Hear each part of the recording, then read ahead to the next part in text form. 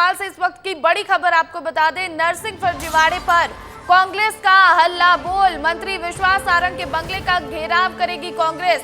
कांग्रेस पैदल मार्च कर कलेक्टर को सौंपेगी ज्ञापन। मॉनसून सत्र में नेता प्रतिपक्ष उठाएंगे नरसिंह फर्जीवाड़े का मुद्दा। तो आपको बड़ी खबर, बड़ी जानकारी दे दें आज भोपाल में, क्योंकि आज मॉनसून सत्र की शुरुआत होने जा रही है विधानसभा सत्र की मध्य प्रदेश में। तो इसी के दौरान भोपाल में नरसिंह फर्जीवाड़े पर कांग्रेस का हल्ला बोल होने वाला है। मंत्री विश्वास सारंग के बंगले का घेराव करने वाली है कांग्रेस। पैदल मार्च करके कलेक्टर को ज्ञापन भी सौंपेगी। इस पूरी खबर पर अधिक जानकारी के साथ विवेक पांडे हमारे साथ लाइव जुड़ गए हैं। विवेक, एक और विधानसभा का सत्र आज से शुरू होने जा रहा है, कैबिनेट की बैठक है, तो दूसरी ओर कांग्रेस एक बड़ा मुद्दा लेकर मंत्री विश्वास सारंग के बंगले को घेरने वाली है। क्या कुछ तैयारी है कांग्रेस की तरफ से? देखिए, तत्कालीन चिकित्सा शिक्षा मंत्री और मौजूदा सहकारिता मंत्री विश्वास सारंग की मुश्किलें थमने का नाम नहीं ले रही हैं। एक तरफ उन पे जो गंभीर आरोप लगे हैं उसको लेकर लगातार कांग्रेस उनको घेरने की कोशिश कर रही है। युवा कांग्रेस पहले ही घेराव कर चुकी है। आज जब मध्य प्रदेश के कांग्रेस के तमाम सारे विधायक इस विधानसभा में मौजूद रहेंगे और उसी दौरान 12:30 बजे का ये घेराव का कार्यक्रम रखा गया है और जीतू पटवारी से लेकर तमाम सारे कांग्रेस के नेता वहां मौजूद रहेंगे और इस्तीफे की मांग करेंगे। उनकी भूमिका नरसिंह फर्जीवाड़े में आखिर क्या है अब तक स्पष्ट नहीं आ पाई है, लेकिन कांग्रेस के जो आरोप है ठीक उसी के तहत ये पूरा घेराव किया जाना है। और कांग्रेस जिला अध्यक्ष ने ये कहा है कि घेराव करके कांग्रेस को ज्ञापन सौंपा जाएगा और वहीं सदन से लेकर सड़क तक ये पूरी लड़ाई लड़ने के लिए कांग्रेस एकजुट है। और उप नेता प्रतिपक्ष से लेकर नेता प्रतिपक्ष और तमाम सारे जो कांग्रेस के विधायक हैं वो ये सवाल लगा चुके हैं विधानसभा में कि आखिर नरसिंह फर्जीवाड़े से जुड़े हुए जो भी अधिकारी या फिर कोई और भी मौजूद है जुड़े हुए हैं उसको लेकर उनसे इस्तीफे की मांग की जाए और कार्रवाई को लेकर सरकार पर निशाना साधा जाए। और यही कारण है कि इस्तीफे की मांग को लेकर विश्वास सारंग का घेराव किया जा रहा है बंगले का। 12:30 बजे ये पूरा कांग्रेस का प्रदर्शन रहेगा, लेकिन इससे पहले पुलिस ने भी पूरी तैयारियां कर ली है, उन्हें रोक लिया जाए घेराव करने से पहले। और तमाम सारे बंगले पूरी तरह से तैयार है इस बार सरकार को घेरने के लिए और विश्वास सारंग के बंगले को भी घेरने की तैयारी है। प्रशासन की क्या कुछ तैयारी है, इसकी तस्वीरें भी जब आएंगी और जब ये प्रदर्शन होगा तो वो तस्वीरें भी विस्तार न्यूज आपको दिखाएगा। बहुत बहुत शुक्रिया विवेक तमाम जानकारी के लिए आपका। और इसी बीच आपको रायपुर से इस वक्त की बड़ी खबर बता दें, शिक्षा विभाग की बैठक लेंगे सीएम विष्णुदेव साय। दोपहर 12 बजे सीएम हाउस में ये बैठक होगी।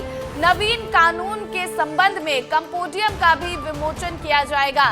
तो आपको बड़ी खबर, बड़ी जानकारी दे दें, रायपुर में शिक्षा विभाग की बैठक लेने वाले हैं सीएम विष्णुदेव साय। दोपहर 12 बजे ये बैठक होगी। तो लगातार सीएम विष्णुदेव साय तमाम जो विभाग है उसकी बैठक ले रहे हैं और आज शिक्षा विभाग की बैठक लेने वाले हैं सीएम विष्णुदेव साय। और इसी बीच रायपुर में एक और बड़ी बैठक होने वाली है। नगर निगम एमआईसी की बैठक होने वाली है। महापौर एजाज ढेबर की अध्यक्षता में ये बैठक होगी। शहर के विकास से जुड़े मुद्दों पर इस बैठक में चर्चा होगी। तत्यापारा से शारदा चौक तक सड़क चौड़ीकरण को लेकर इस पर चर्चा होने वाली है। और इससे पहले नगर निगम मुख्यालय में दोपहर 12 बजे ये बैठक होगी। एक और बैठक शिक्षा विभाग की होने वाली है। सीएम विष्णुदेव साय इस बैठक की अध्यक्षता करेंगे सीएम आवास में ये बैठक। तो दूसरी ओर जो बैठक है वो नगर निगम एमआईसी की बैठक और जो शहर है, शहर में किस तरह से जो विकास का मुद्दा है, विकास कार्य जो है वो और अच्छे से किया जाए, इस मुद्दे पर चर्चा होगी। और सड़क चौड़ीकरण को लेकर भी दोपहर 12 बजे बैठक होगी और चर्चा होगी। तो वही एक और खबर रायपुर से आपको बता दें, कांग्रेस फैक्ट फाइंडिंग कमेटी का आज अंतिम दिन है। आपको बता दें कि 29 जून को कांग्रेस ने फैक्ट फाइंडिंग कमेटी का गठन किया था। उस दिन से जांच जो है वो कांग्रेस की चल रही थी और आज इसका अंतिम दिन है। दुर्ग और राजनांदगांव लोकसभा की आज समीक्षा होनी है। चुनाव परिणाम को लेकर कांग्रेस नेताओं से चर्चा की जा रही है। फैक्ट फाइंडिंग कमेटी के संयोजक वीरप्पा मोइली इसकी समीक्षा कर रहे हैं। रायपुर, बिलासपुर, बस्तर और कांकेर की हो चुकी है समीक्षा। तो देखिए, आज राजनांदगांव की समीक्षा होनी है और दुर्ग की समीक्षा होनी है। इसके पहले आपको बताएं कि और जो कई जगह है उन सब जगहों की जो समीक्षा वो हो चुकी है और कांग्रेस के जितने भी नेता हैं, कार्यकर्ता, इन सबसे बातचीत हो रही है, हार की समीक्षा हो रही है। इस खबर पर अधिक जानकारी के साथ खोमन साहू लाइव जुड़ गए हैं। खोमन का रुख करूंगी मैं। खोमन, एक और कांग्रेस जो है जिस तरह से 10 सीटें हारती है छत्तीसगढ़ में लोकसभा चुनाव के दौरान, उसके बाद लगातार जो है वो सरकार पर तो इल्जामात लगाती रहती है, लेकिन दूसरी ओर अपनी समीक्षा भी कर रही है। आखिर क्या कुछ इस समीक्षा में निकलकर सामने आ रहा है? देखिए प्रतिज्ञा, जो विधानसभा और लोकसभा चुनाव में कांग्रेस को छत्तीसगढ़ में बड़ी हार का सामना करना पड़ा है और यही कारण है कि केंद्र ने जो है उनके हाईकमान ने एक कमेटी बनाई है, फैक्ट फाइंडिंग कमेटी। वो छत्तीसगढ़ दौरे पर आई है और अलग अलग दिनों पर अलग अलग लोकसभाओं की समीक्षा की जा रही है। अगर उन विधानसभाओं में हार हुई तो क्यों हार हुई है, क्या संगठन ने ठीक से काम नहीं किया, क्या वहाँ के पदाधिकारियों ने ठीक से काम नहीं किया, तमाम चीज़ों को लेकर बातचीत कर रही है कमेटी और उसी के हिसाब से तमाम रिपोर्ट बनाएगी। रिपोर्ट को हाईकमान को सौंपा जाएगा। लेकिन जिस तरीके से समीक्षा के दौरान जो वहाँ के पदाधिकारी है उनका गुस्सा देखने को मिल रहा है, अलग अलग तरीके से आरोप लगा रहे हैं। कल जब बस्तर में हुआ था प्रतिज्ञा, तो उस पर खास तौर पर जो वहाँ के जो प्रत्याशी रहे हैं कवासी लखमा, उनका साफ तौर पर आरोप था कि वहाँ के संगठन ने ठीक से काम नहीं किया। लेकिन जिस तरीके से संगठन और पार्टी के पदाधिकारियों के बीच तालमेल बिल्कुल नहीं दिख रहा और यही कारण है तालमेल की बात कर रहे हैं आप, आरोप प्रत्यारोप की बात कर रहे हैं आप, तो मैं ये भी जानना चाहूंगी कि क्या इस समीक्षा के बाद संगठन में कुछ बदलाव भी होता हुआ नजर आएगा क्या छत्तीसगढ़ में? बहुत सारे बदलाव होने वाले हैं क्योंकि पीसीसी चीफ दीपक बैज है, उनके नेतृत्व में चुनाव लड़ा गया था। वही सारे जगहों पर प्रचार प्रसार करने जाते थे और इतनी बड़ी हार आखिर क्यों हुई। तो जिस तरीके से इसके अलावा कई उनके प्रकोष्ठ है, चाहे मैं महिला प्रकोष्ठ की बात करूं, महिला प्रकोष्ठ का परफॉर्मेंस लोकसभा चुनाव के दौरान बिल्कुल ठीक नहीं रहा है। चूँकि भारतीय जनता पार्टी के द्वारा महतारी वंदन योजना लाया गया था तो एक तरीके से महिलाओं का झुकाव उसी तरफ था। तो महिला कांग्रेस ने लोकसभा चुनाव के दौरान कोई भी अच्छा ऐसा काम नहीं किया जो महिलाओं का झुकाव जो है कांग्रेस की तरफ हो। दूसरी तरफ युवा जो NSY है वो यूथ को कैसे साधा जाए इस पर काम करना था, लेकिन यूथ को साधने में कांग्रेस पार्टी नाकाम रही और यही कारण है कि जब कमेटी, आपने बिल्कुल सही कहा, जब कमेटी रिपोर्ट सौंपेगी तो बहुत सारे ऐसे पदाधिकारी हैं जिस पर गाज गिरेगी। प्रतिज्ञा बिल्कुल, तो खोमन यहाँ पर ये जानकारी दे रहे हैं, बहुत बड़ी जानकारी दे रहे हैं कि संगठन में छत्तीसगढ़ कांग्रेस में बदलाव होने की संभावना है और कई बदलाव हो सकते हैं। जिस तरह से भूमिका जो बनाई गई थी वो निभाई नहीं गई कांग्रेस के जितने भी नेता कार्यकर्ता उनकी तरफ से, इसीलिए ये बदलाव। बहुत बहुत शुक्रिया खोमन तमाम जानकारी के लिए आपका।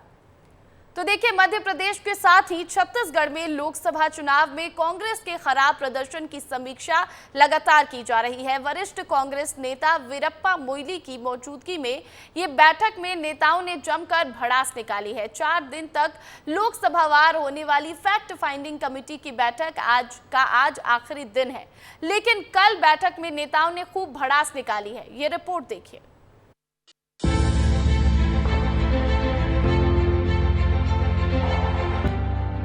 छत्तीसगढ़ में विधानसभा और लोकसभा चुनाव में कांग्रेस की हार के बाद मंथन के दौरान गुटबाजी और भीतरघात की शिकायतें कई सीटों में उभर कर सामने आई हैं। साथ ही कार्यकर्ताओं की नाराजगी दूर नहीं कर पाने जैसे कारण भी सामने आए हैं। इसी बीच प्रदेश कांग्रेस कमेटी के अध्यक्ष दीपक बैज ने कहा कि छत्तीसगढ़ में सत्ता और संगठन में तालमेल था, बावजूद इसके कहीं न कहीं कमियां रही हैं। वीरप्पा मोइली जी और हरीश चौधरी जी की टीम छत्तीसगढ़ आज तीसरे दिन है और लगभग 7 लोकसभा रायपुर में 2, रायपुर और महासमुंद, और कल बिलासपुर में 5 लोकसभा की समीक्षा होने के बाद आज कांकेर जा रहे हैं, जहां पर बस्तर लोकसभा और कांकेर लोकसभा की समीक्षा होना है। और इसके बाद कल फिर 2 लोकसभा, दुर्ग और राजनांदगांव, हमारे लिए पूरी 11 लोकसभा की समीक्षा होगी। इधर कांग्रेसी खेमे में हार की समीक्षा पर बीजेपी ने फिर चुटकी लेते हुए कहा है कि कांग्रेस को जनता नकार चुकी है, अब तो बस हार का ठीकरा फोड़ने सिर किसका हो इसकी तलाश है। साफ है कि कांग्रेस पहले विधानसभा और अब लोकसभा चुनाव में हार की वजह ढूंढ रही है। इसकी रिपोर्ट सार्वजनिक हो ना हो, लेकिन कांग्रेसी खेमे में नेताओं की आपसी खींचतान और आरोप प्रत्यारोप पार्टी के भीतरी हालात का इशारा दे रहे हैं। इस बीच सीएम विष्णुदेव साय ने भी कांग्रेस पर तंज कसते हुए कहा कि ये उनका मामला है, वो लोग अपनी चिंता करें, हमें जनता ने चुना है, हमको उनकी उम्मीद पर खरा उतरना है। जिस प्रकार से आरोप प्रत्यारोप का दौर चला है, जिस प्रकार से आपस में विवाद चला है, तो ये आपस में लड़ने ही वाले हैं। देखने वाली बात तो केवल इतना होगा कि इस बुरी तरह से हार का, चाहे वो विधानसभा का हार हो, लोकसभा का हार हो, ठीकरा किस पर फूटेगा, ये देखने वाली बात होगी। अभी उनका मामला है, अब उस पर वो लोग चिंता करें, हम लोग को तो अपना देखना है। छत्तीसगढ़ की जनता ने हम लोग को सरकार में बैठाया है, तो उनके विश्वास में हम लोग खरा उतरें, उनकी जो समस्याएं हैं उनका समाधान कर पाएँ, जो उनकी आवश्यकता है उसकी पूर्ति कर पाएँ, इस पर हम लोगों की चिंता है। अब कांग्रेस तो ऐसा है कि वो डूबती हुई नैया है और वो बिखर गई है। कांग्रेस की फैक्ट फाइंडिंग कमेटी रायपुर के बाद अब बस्तर और कांकेर मंथन कर रही है। इस बीच बीजेपी ने इस कवायद पर फिर सवाल उठाया तो कांग्रेस ने तंज कसते हुए बीजेपी को अपने हिसाब से आईना दिखाया। लेकिन सबसे बड़ा सवाल ये है कि इस पूरी कवायद का असर क्या होगा। क्या ये महज औपचारिकता और गुब्बार बाहर लाने का साधन मात्र है या इसकी फाइंडिंग पर आगे एक्शन भी होगा। ब्यूरो रिपोर्ट, विस्तार न्यूज। बात करते हैं मौसम की, क्योंकि मध्य प्रदेश में स्ट्रॉन्ग सिस्टम एक्टिव हो चुका है। 17 जिलों में भारी बारिश का अलर्ट जारी कर दिया गया है। मौसम विभाग ने ये अलर्ट जारी किया है। भोपाल, जबलपुर में तेज बारिश के आसार हैं।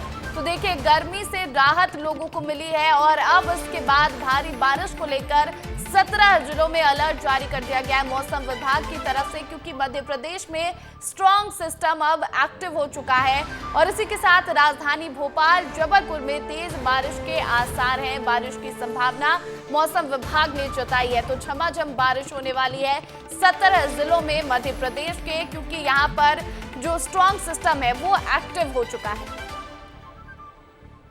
तो मध्य प्रदेश के साथ ही छत्तीसगढ़ में भी भारी बारिश के आसार हैं। मौसम विभाग ने ऑरेंज और येलो अलर्ट कई इलाकों में जारी किया है। झमाझम बारिश होने वाली है कई इलाकों में। प्रदेश में अब तक 36% कम बारिश हुई है। तो देखिए, बारिश तो कम हुई है, लेकिन अब बारिश के जो आसार हैं वो बढ़ने की संभावना है और जो आसार है वो जता रही है। मौसम विभाग का कहना है कि ऑरेंज और येलो अलर्ट कई इलाकों में मौसम विभाग ने जारी कर दिया है। कई इलाकों में झमाझम बारिश होने की संभावना मौसम विभाग की तरफ से जताई जा रही है और अब तक प्रदेश में 36% कम बारिश हुई है। तो देखिए, मध्य प्रदेश और छत्तीसगढ़ दोनों ही जगहों पर झमाझम बारिश होने वाली है। तो हमारे जो सहयोगी हैं वो भोपाल से सूरज तिवारी, रायपुर से खोमन साहू हमारे साथ लाइव जुड़ गए हैं। तो सबसे पहले मैं सूरज का रुख करूंगी। सूरज, 17 जिलों में अलर्ट है बारिश को लेकर, तेज बारिश, झमाझम बारिश होने वाली है और ऐसे में क्या कुछ हाल है अभी फिलहाल? निश्चित तौर पर प्रतिज्ञा जिस तरह से लगातार तापमान में गिरावट देखी गई है, अगर तापमान की बात करें तो सबसे ज़्यादा तापमान ग्वालियर में और राजधानी भोपाल में 30 डिग्री, तो ग्वालियर में 34 डिग्री सबसे ज़्यादा नोट किया गया है। कल से ही लगातार कई जिलों में, राजधानी भोपाल समेत कई जिलों में बारिश हो रही है। राजधानी भोपाल में हल्की बूंदाबांदी तो यहीं और कहीं पर तो तेज़ बारिश देखने को मिली है। अगर बात करें सबसे ज़्यादा बारिश की तो कल छतरपुर के नौगांव में 2.9 इंच बारिश हुई है। वहीं अगर आज की बात करें तो आज कई जिलों में बारिश का येलो अलर्ट जारी किया गया है। राजधानी भोपाल हो या फिर ग्वालियर हो, जबलपुर हो, कई ऐसे जिले हैं जहां पर बारिश हो सकती है। राजधानी भोपाल की अगर बात करें प्रतिज्ञा, तो आज सुबह से ही बादल छाए हुए हैं और हवाएं भी चल रही, तो हवाओं के साथ बारिश हो सकती है, मौसम विभाग का जो कहना है।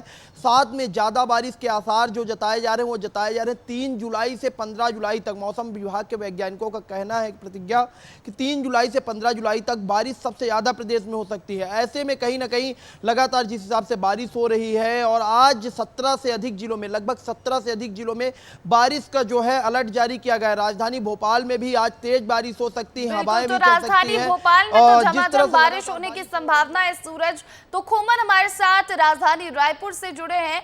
खोमन, छत्तीसगढ़ में 36% कम बारिश हुई है, लेकिन क्या गर्मी से लोगों को राहत मिल पाई है?